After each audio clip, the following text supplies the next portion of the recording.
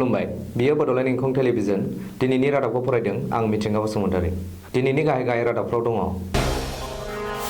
BTC बिसायख'थिनि हिंसाया काजलगावनिफ्राय जागायबाय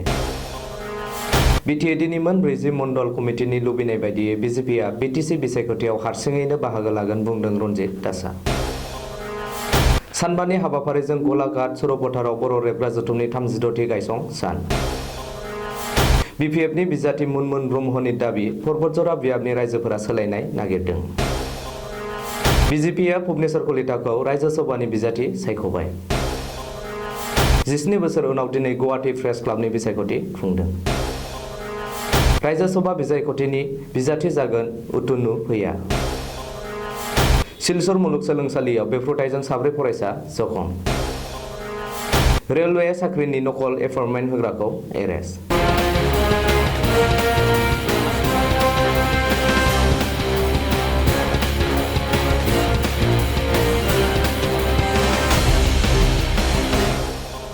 दानिया आबुं रादाब बिटिसि बिसायख'थिनि खालारखौ फोसावनायनि उनावनो बिसायख'थिनि बारहावाया दुंहावसिन जाबोदों चिरां जिल्लानि सिङाव थानाय 15 नं काजलगाव बियाबाव इउपिपिएल दोलोनि प्राइमारि कमिटिनि मावख'खौ दुथांफोरा सावना गालांनायनि उनाव बिसायख'थिनि हिंसायारि जाथायाबो जागायबाय सुलुङाव मिथिनो मोननाय बायदिब्ला 15 नं काजलगाव बियाबनि सिङाव थानाय उजान बाजार इउपिपिएल प्राइमारि कमिटिनि मावख'खौ थांनाय हराव सिनाय मोनै दुथांफोरा सावनानै गालांदों जोंनि बे बेरांग' प्राइमारिनि इउपिपिएल अफिस जों अपेनिं खालामाखैमोन गाबोन खालायनो सानदोंमोन किन्तु मैयासो इलेक्सन डिक्लेयार जानायनि जेनेबा उनावनो जोंहा नैबे अफिसखौ माखासे सिनायै मानसिफोरा बेबायदि सावनानै गालांबाय दा बियो रायजो राजानि थाखायब्लाबो आरो दिनैनि बोथोरखौ लानानै बोथोरखौ गुदुं खालामनायनि मोनसे बेबस्था होननानै आं सानो बबेखानि बे जाथायखौ बिथा खालामनानै इउपिपिएल दोलोनिफ्राय एजाहार होनाय जाबाय होननानैबो सुलुङाव मिथिनो हादों बिजेपि बिपिएफ आरो एजिपिआ खौसेयैनो बिसायख'थि गेलेना फिन बिटिसि सोरखार दागोन होननानै बिपिएफनि दैदेनगिरिफोरा गले गले दाबि दैखांनायनि उनावबो बिटिसि बिसायख'थियाव बिजेपिआ हारसिङैनो बाहागो लागोन आरो बिजाथि फसंगोन होननानै खनसेबाव बुंदों बिजेपिनि आफादगिरि रनजित दासआ बिटिएडिनि मोनब्रैबो जिल्लानि बिजेपि मावथि आरो दैदेनगिरिफोरजों बाक्सा जिल्लानि गरेस्वराव जयै सावरायनायनि उनाव बे बिथांखिखौ लादों होननानै खौरांगिरिफोरनि सिगाङाव बुंदों रनजित दासआ बबेखानि बिटिएडिनि मोन 40 मण्डल कमिटिफोरा बिटिसि बिसायख'थियाव हारसिङैनो बाहागो लानायखौ लुबैदों आरो मण्डल कमिटिनि लुबैनाय बायदिनो बिजेपिआ बिटिसि बिसायख'थियाव हारसिङैनो बिजाथि फसंगोन होननानैबो रनजित दासआ बुंदों रनजित दासआ बेखौबो बुंदों दि गाबोन समफोरनि गेजेराव फुर कमिटिजों सावरायनायनि उनावनो बिजेपिआ मोनबेसे मासियाव बिजाथि फसंना बिसायख'थियाव बाहागो लागोन बेखौबो थि खालामगोन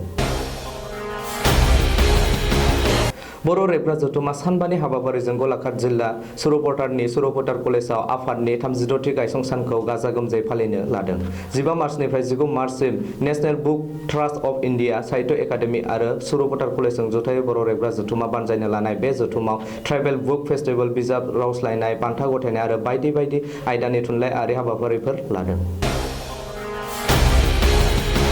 1 नं पर्बतजरा बियाबाव गावनि देरहानाया रोखा होननानै बिपिएफनि बिजाथि मुनमुन ब्रह्मआ दिनै क'क्राझारनि आर'नाइ हटेलाव मोनसे खौरांगिरि मेल खुंनानै दाबि दैखांदों मुनमुन ब्रह्मआ बुंदों दि थांनाय 15 बोसोराव एबसुनि दैदेननायाव सायख'जानाय 3 एमसिएलएफोरा ओनसोलाव जेबो जौगानाय खामानि मावाखै बेनिखायनो बे खेबाव पर्बतजरानि रायजोफोरा सोलायनायखौ लुबैदों आरो बिपिएफखौ देरहाहोगोन इउपिपिएल आरो गुबुन गुबुन दोलोनिफ्राय दासिम 2,000निबो बांसिन सुबुंफोरा बिपिएफआव हाबफैदों होननानैबो बुंदों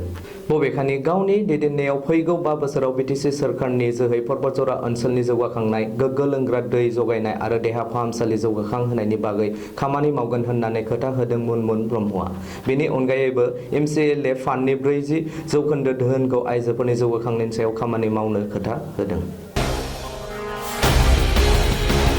आसाम रायजो सभानि सेथि बिजाथि महरै बिजेपिआ भुबनेश्वर कलितानि मुंखौ फोसावबाय बुधबारखालि जथायारि दोलो बिपिएफनि बिजाथि बिश्वजित दैमारिनि बिजाथि लाइ गथायनायाव बिजेपिनि दैदेनगिरिफोरा बाहागो लानायनि उनावनो बिजेपिआ भुबनेश्वर कलिताखौ रायजो सभानि बिजाथि सायख'यो मख'नो गोनांदि थांनाय बोसोरनि आगस्त दानावसो रायजो सभा मासि आरो कंग्रेसखौ नागारनानै बिजेपिआव हाबफैनाय भुबनेश्वर कलिताया 2008 मायथाइयाव गिबि खेबनि थाखाय कंग्रेसनिफ्राय रायजो सभायाव थादोंमोन बेनि उनाव 2014 मायथाइयाव फिन खनसेबाव रायजो सभानि एमपि महरै सायख' जादोंमोन 17 बोसोर गोलाव समनि उनाव दिनैसो गुवाहाटी प्रेस क्लाबनि बिसायख'थि खुंदों। दिनै फुंनि 8 रिंगानिफ्राय बेलासे 4 रिंगासिम भट आजावनाया सोलिदों। सा 816 भटारफोरा सायख'नो गोनां गुवाहाटी प्रेस क्लाबनि मोन 10 मासिफोरनि थाखाय सा 36 बिजाथिफोरा बिसायख'थियाव बाहागो लादों होन्नानैबो मिथिनो मोननाय जादों। ओरैहाय गुवाहाटी प्रेस क्लाबनि बे बिसायख'थिखौ लानानै खौरांगिरिफोरा जोबोरैनो थुलुंगाखांदों होन्नानैबो मिथिनो मोनदों। फैगौ 22 मार्च खालि खुंजानो गोनां राज्य सभा बिसायख'थियाव बिजाथि दैखांगोन गागि खौरांगिरि उथुनु भुइयाबो। आसामनि 3थि राज्य सभा मासिनि बिजाथि जागोन उथुनु भुइया। सुलुङाव मिथिनो मोननाय बायदिब्ला उथुनु भुइया दिनै दिसपुरनिफ्राय नमिनेसन पेपारबो बुथुमबाय। बेनिफ्राय बे रोखा जादोंदि राज्य सभानि 3थि मासिनि बिसायख'थियाव खौरांगिरि आरो खौरांगिरिनि गेजेराव जुजिलायनाया जागोन। मख'नो गोनांदि हेंथा दोलोआ गागि खौरांगिरि अजित कुमार भुइयाखौ 3थि मासिनि थाखाय बिजाथि सायख'बाय।